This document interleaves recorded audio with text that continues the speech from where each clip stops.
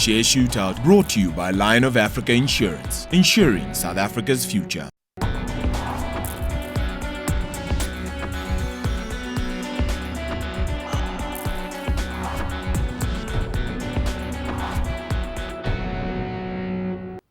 You're watching Share Shootout here on CNBC Africa. Before the break, Viv and Nick, two girls' names really, gave us two of their stock picks, and I'll name those shares right now. Nicola and Vivian, of course. Anyway, Viv Govender from Vunani Private Clients, Shoprite Holdings and Rainbow Chicken. Rainbow Chicken, a reluctant thumbs up from Nick Norman-Smith from Lentus Am to JD Group, and Afrox were his first two picks. And Viv Govender wisely accepting Afrox, because your third pick, you psycho crazy man, is in the hottest falling buttery slippery knife on the JSE called Anglo-American Platinum. In 30 seconds, explain why I shouldn't have you put into a psycho ward.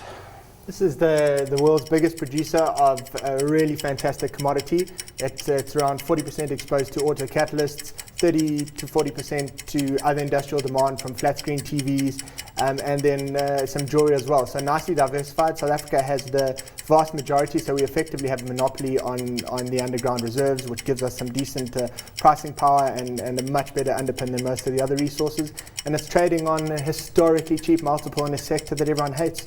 It's a recipe for good long-term investment. Okay. Oh, I could drive a bus through so many of those arguments. The first bus that I'm going to be filling up with passengers and taking towards your Anglo Platinum pick is the fact that nobody loves this company. And you could have bought it, as many of the value investors did at the beginning of this year, or 6 months before the end of this year, before Marikana, post Marikana, and all that you have been assured of is that the share price has continued in its downward trajectory.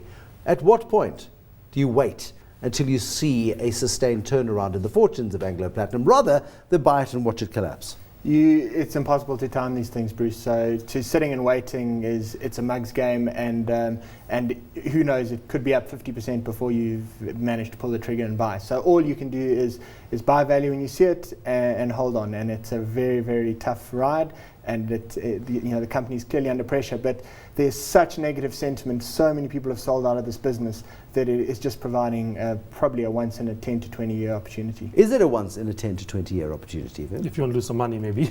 But that's the point, isn't it? The only thing I can say with absolute certainty is that Nick's timing is better than people who bought it this time last year. Yeah, I mean, if you look at some of the other examples out like London, I mean, it's about less than 1/10 of its high. Look, I mean, when it comes to this industry, I think the issues are numerous. We have demand flagging. It might pick up in the future from Europe, etc. We have, of course, the issue around labor, which is, I think, the most important. And then there's further government, intervention can come through. The company wanted to cut about 14,900 jobs at the start of the year. Government goes in and says, we cut 6,000. Then the union say, no, we won't even accept 6,000, or even the 1,500 that the company said they could get by through with attrition. And then what did the union say? Once they basically try to cut down the number of jobs that were about to be lost, they want to double wages. Literally, AMCA comes out and says, we want to double entry-level wages. This is the kind of pressure this company is going to be under. At the same time, it has a very large shareholder, which has other interests in the country, which don't focus so much on Amplat. So it doesn't want to mess around with the regulator too much, because it has cash cows elsewhere that it doesn't want to lose just because of Amplat's inefficiencies. So if you had a straitjacket and there was an ambulance waiting outside with a doctor with a long needle and a syringe with a calming substance in that syringe, would you administer it to Nick Norman-Smith for the fundamentally wrong pick of Anglo Platinum? I think euthanasia might be something. Euthanasia, you'd have him put down. Kidding. Leave a big air bubble inside the syringe. Nick, I happen to agree more with you than I do with him, but I am just a little bit worried that people had this view 12 months ago and have lost a lot of money in the interim. You'll lose less now than you have over the last 12 months, but there's no guarantee that this thing's going to turn around anytime soon. I buy the principle, the Benjamin Graham principle, dating back nearly a century. It's old school, but it's worked so far. I think the one point, the key, the labour issues, is that because South Africa, this is why we're different to the gold miners and the various other ones, is because we hold so much of the platinum. Yes, we fight with the unions and it may take a while and cost a little bit extra money. But at the end of the day, if the price stays where it does, these mines are eventually going to shutter further production. And when that happens, supply and demand, the price will go up. Whereas gold or anything else, if the price of labour goes up, people just won't buy gold, we won't produce it, and they'll get it somewhere else. There's nowhere else to get your platinum. So unless people do a wholehearted switch out of platinum, which is very expensive and tough to do, this has a long-term future. If you've ever seen Monty Python, the knights that say ni, He is one of those knights that say ni. He never gives up. Right, Nick, I'm interested in your body language when I say to Viv Govender that he needs to give us 30 seconds as to why he thinks Aspen Pharmacare is not a bitter pill to swallow. Well, my philosophy is different from Nick's. I think the longer time you give a good company, the more money it's going to make you. The longer time you give a bad company, the more money it's going to lose you. Aspen is obviously a very good company. It has the ability to expand in other parts of the world. It's going to get about half or more than half of its revenue, etc., coming out of Asia very soon. The expansions is done in terms of European expansion. Purchases will take from GlaxoSmithKline. The purchase just done with Merck has made sure that it has a diversified worldwide exposure to a pharmaceutical sector. I think the fact that this company is a very well-run company, getting to parts of the world that are very defensive. But you're paying 32 times last year's profits in order to get this privileged access to the global drugs environment. Bruce, Nick. Johnson & Johnson was and still is the premium healthcare company in the world. 10 years ago, you could have said the exact same story about them. And if you bought them, you would have done very, very poorly because the company just cannot live up to the kind of expectations that the market is pricing in. They can for a while, as Aspen has been, but eventually gravity is going to catch up. So, we look back at the Shoprite, Tesco 10 years ago, the same thing.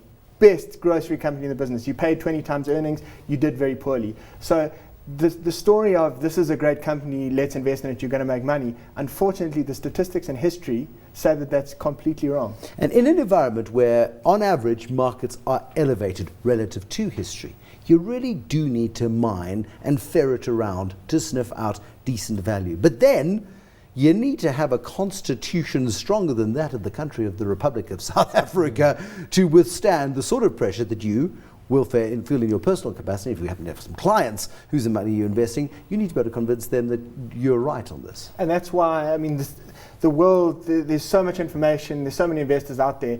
How can there still be this arbitrage and way to generally consistently outperform when Benjamin Graham wrote his book 60 years ago? And the reason is because it's just human nature. It's very, very difficult to sit through these time periods. And psychologically, we placed way too much emphasis on the most recent events and we extrapolate those out. And that's why value investing still has a place. It's terribly compelling, but I didn't like his shares. Right, so Viv Govender from Vunani Private Clients, you've chosen great companies. Are they great shares? Shoprite, great company, great share. Lots of people have made money in Shoprite. Rainbow, lots of people have lost money in Shoprite. Lots of people have made money in Aspen. Those are the three picks of Viv Govender this evening. Shoprite, Rainbow and Aspen Pharmacare. Nick Norman-Smith looks at Shoprite and Aspen and says, great businesses, horrible shares to own at this point in the cycle. If you're going to go buy them now, you're overpaying. You will at some point burn your fingers. But then that's what everybody has said consistently over many years about them, about Naspers, about the likes of famous brands, which has always been expensive, but somehow the expensive shares keep getting more expensive. And then Nick Norman-Smith from Lentus Asset Management, JD Group. He's got an uncle, but he's not in the furniture business. It's been a dog for a long time. It may continue to be a dog. I buy Viv's argument here. The people are hungry, they'll buy food. They don't necessarily need a new comfy chair to sit on. The old one, being upholstered at home by hand, will do just fine for now, thank you. Afrox, a reluctant pick from Viv this evening. He says that he doesn't mind Afrox, an Anglo-American Platinum, the craziest, bravest pick, for which Viv says he would euthanize. This is the most vulgar death threat we've had on Share Shootout so far, and the program's been going for 9 months now. Before he euthanizes you, why don't we just eliminate you and send you out to the ether where you belong for this evening's poor performance? Nick Norman-Smith from Lentus Asset Management. Goodbye. It was a close call, as it always is here on Share Shootout. We'll be hosting another stock-picking battle royale and the most vicious stock-picking show on TV next Tuesday, right here on CNBC Africa. Viv Govender from Vunani Private Clients lives to fight another day, and he adds another victory onto his already impressive record. Please let me know if I made the right decision tonight, which stock picker impressed you the most, or you can say which one impressed you the least. That's more fun. Tweet me your Share Shootout suggestions and your thoughts at Bruce Business. That's one word on Twitter. Till next time, next week here on Share Shootout. We look forward to seeing you then, until we continue to pick a winner and shoot out the rest. Good night.